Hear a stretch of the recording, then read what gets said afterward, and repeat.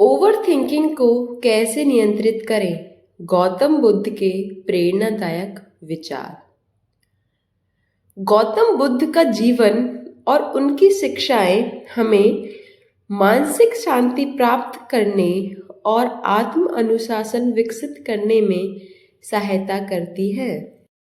आज के समय में अधिक सोचना, ओवरथिंकिंग, एक आम समस्या बन गई है जो चिंता, तनाव और अनिर्णय का कारण बनती है।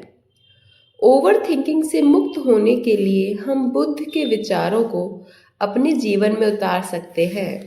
पहला, वर्तमान में जीने का महत्व।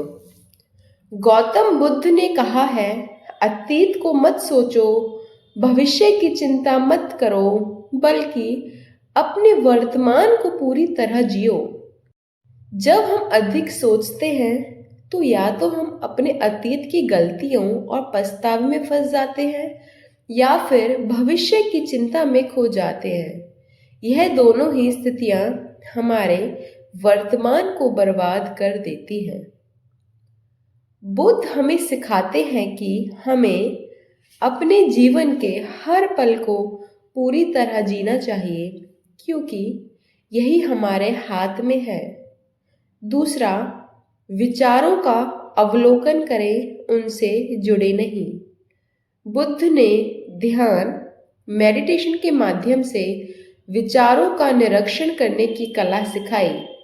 जब हम ओवरथिंकिंग करते हैं तो हमारा दिमाग नकारात्मक विचारों में उलझ जाता है। आपके विचार ही आपकी वास्तविकता बनते हैं। यदि आप नकारात्मक सोचते हैं तो आपका जीवन भी नकारात्मक ही हो जाएगा। इसका अर्थ है कि हमें अपने विचारों को नियंत्रित करना सीखना होगा।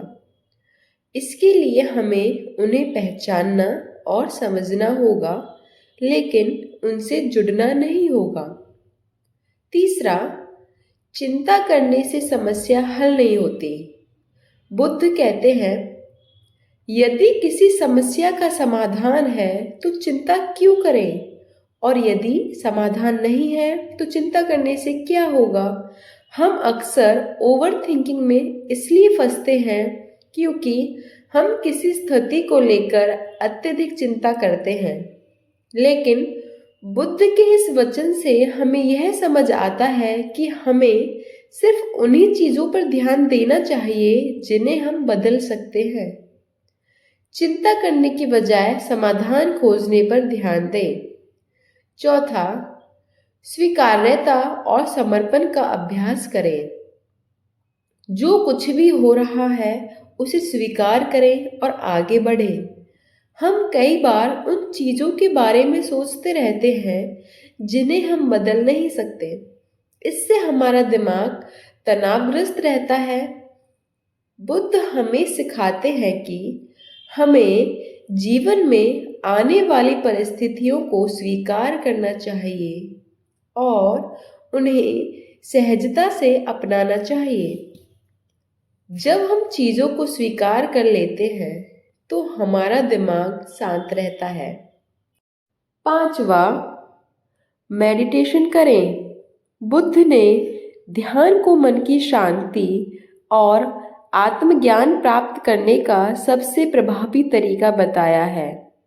ध्यान करने से हमारे विचार स्थिर होते हैं, अनावश्यक सोच पर रोक लगती है, आत्म जागरूकता बढ़ती है, मानसिक शांति मिलती है। अगर आप ओवरथिंकिंग से परेशान हैं तो प्रतिदिन कम से कम 10-15 मिनट ध्यान करने की आदत डालें। यह आपके मन को नियंत्रित करने में सहायता करेगा। छठवीं, सही संगति का चुनाव करें। जिस तरह एक जलते हुए दीपक से दूसरा दीपक जलता है, उसी तरह एक सकारात्मक व्यक्ति से आप भी सकारात्मक बन सकते हैं। हमारे आसपास के लोग और हमारा वातावरण हमारी सोच को बहुत प्रभावित करता है। यदि आप नकारात्मक और अधिक सोचने वाले लोगों के साथ अधिक समय बिताते हैं तो आपकी सोच भी वैसी ही बन जाएगी। इसलिए बुद्ध हमें सिखाते हैं कि हमें अच्छी संगति और सकारात्मक वातावरण में रहना चाहिए। सातवीं, संतुलित जीवन जिए। मध्यम मार्ग ही जीवन का सर्वोत्तम मार्ग है। गौतम बुद्ध का जीवन संतुलन का प्रतीक है। उन्होंने अति संयम और विलासिता दोनों को त्याग कर मध्यम मार्ग अपनाने का उपदेश दिया। ओवर थिंकिंग से बचने के लिए भी हमें संतुलित जीवन जीना चाहिए। इसके लिए काम और आराम में संतुलन बनाएं, शरीर और मन दोनों की देखभाल करें, खुद को शारीरिक और मानसिक रूप से व्यस्त रखें। आठवां, इच्छाओं पर नियंत्रण रखें।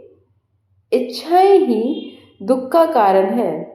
अधिकतर ओवर थिंकिंग हमारी इच्छाओं और अपेक्षाओं के कारण होती है। जब हमारी इच्छाएं पूरी नहीं होती तो हम चिंता करने लगते हैं और बार बार उस पर विचार करते हैं। बुद्ध हमें सिखाते हैं कि हमें अपनी इच्छाओं पर नियंत्रण रखना चाहिए और संतोष रखना चाहिए। नवमीं, कर्म पर ध्यान दें, फल पर नहीं। जो व्यक्ति अपने कर्म पर ध्यान देता है वह कभी दुखी नहीं होता।